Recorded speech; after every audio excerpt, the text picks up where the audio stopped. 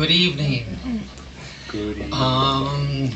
So tonight we are here to recite, and hopefully, I am hoping that I put out an invitation to Lord George Gordon Byron, William Wordsworth, Walt Whitman, H.D.,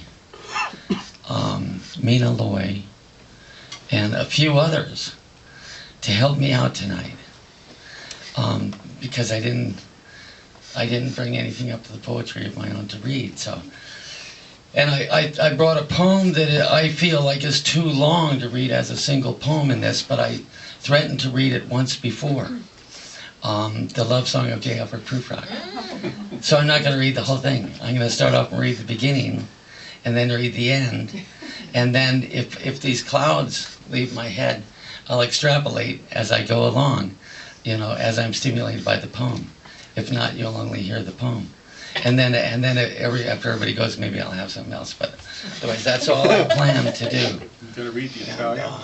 Got a little shadow here. Let us go then, you and I, when the evening is spread out against the sky like a patient etherized upon a table. Etherized upon a table.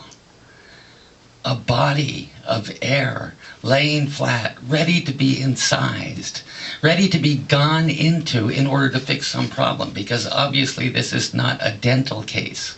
Then you're etherized upon a chair. But this patient, evening, which is happening right now, evening is spreading out against the sky. This patient is prepared to be totally operated upon. The muttering retreats. No, let us go through certain half-deserted streets. That got me too, half-deserted. Why are they half-deserted? Right? It's the evening. The businesses are closed. The people are going out.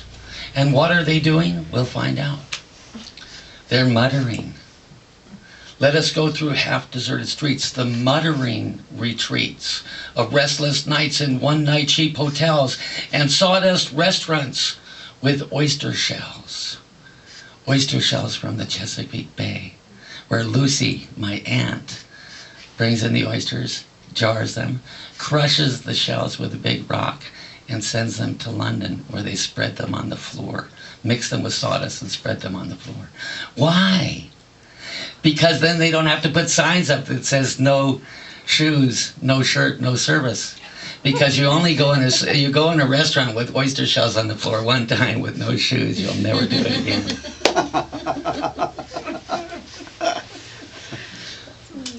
Streets that follow like a tedious argument of insidious intent to lead you to an overwhelming question.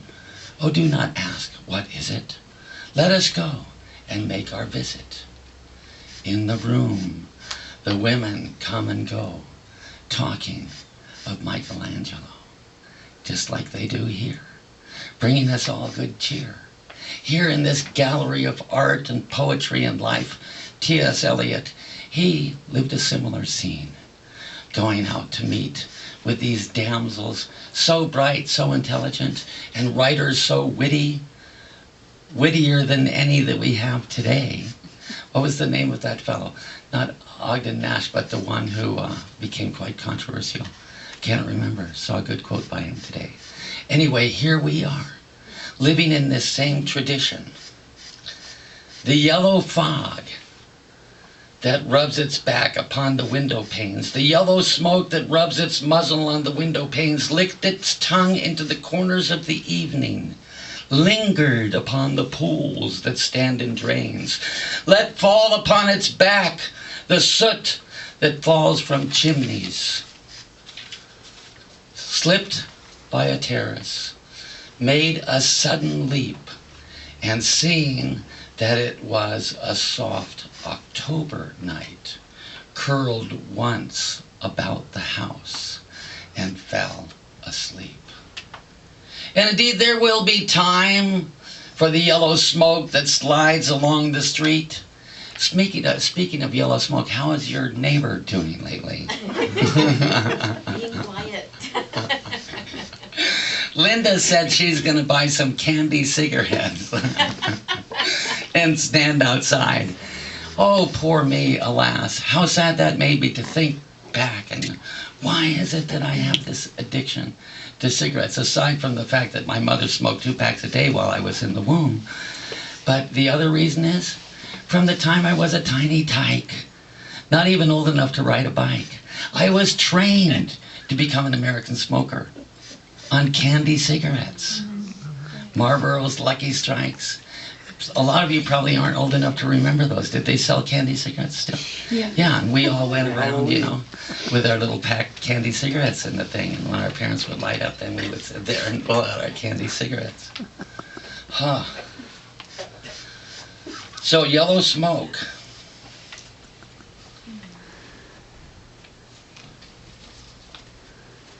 And indeed there will be time to wonder, do I dare and do I dare? Time to turn back and descend the stair, and with a bald spot in the middle of my hair.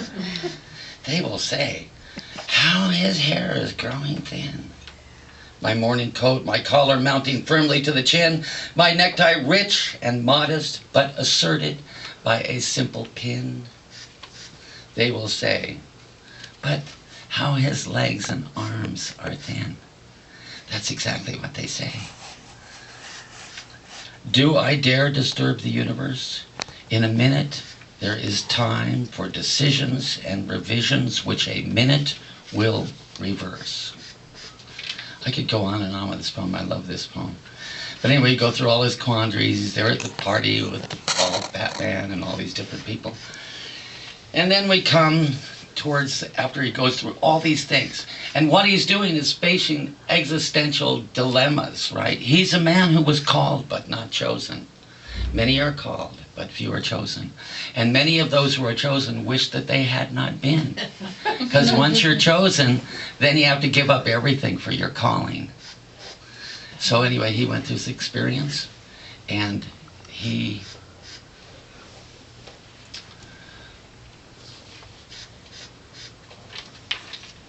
then thinks, and would it have been worth it after all? After the cups, the marmalade, the tea, among the porcelain, among some talk of you and me, would it have been worthwhile to have bitten off the matter with a smile, to have squeezed the universe into a ball, to roll it towards some overwhelming question, to say, I am Lazarus, risen from the dead. Come back to tell you all, I shall tell you all. If one settling a pillow by her head should say, this is not what I meant at all. That's not it at all. And would it have been worthwhile after all? Would it have been worthwhile after the sunsets and the dooryards and the sprinkled streets and the novels and the teacups and the skirts, the trail along the floor, and this and so much more? Impossible to say just what I mean. But as if a magic lantern threw the nerves and patterns on a screen, would it have been worthwhile if one, settling a pillow or throwing up a shawl and turning towards the window should say, that is not it at all. That is not what I meant at all.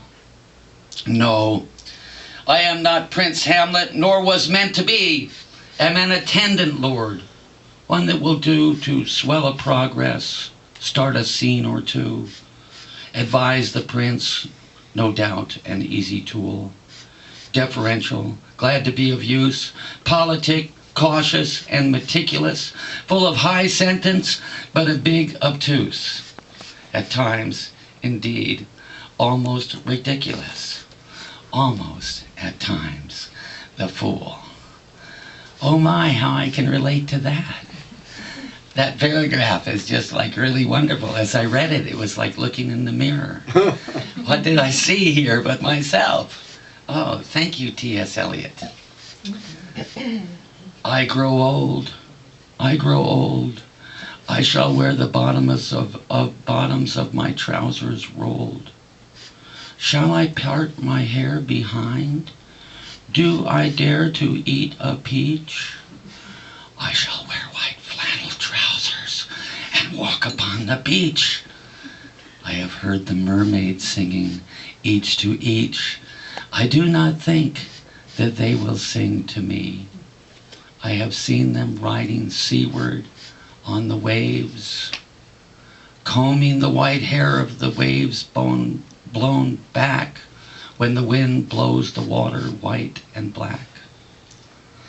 We have lingered in the chambers of the sea by sea-girls wreathed with seaweed red and brown, till human voices wake us and we drown.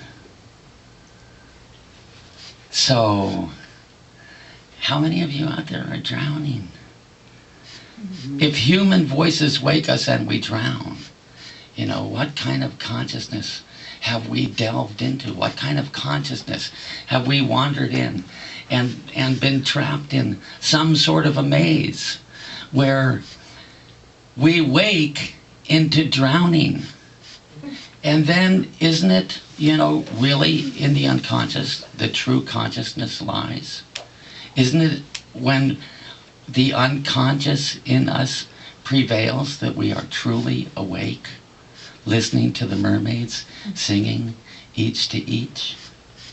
I think I'll go take a walk out along the beach and wear my trousers rolled.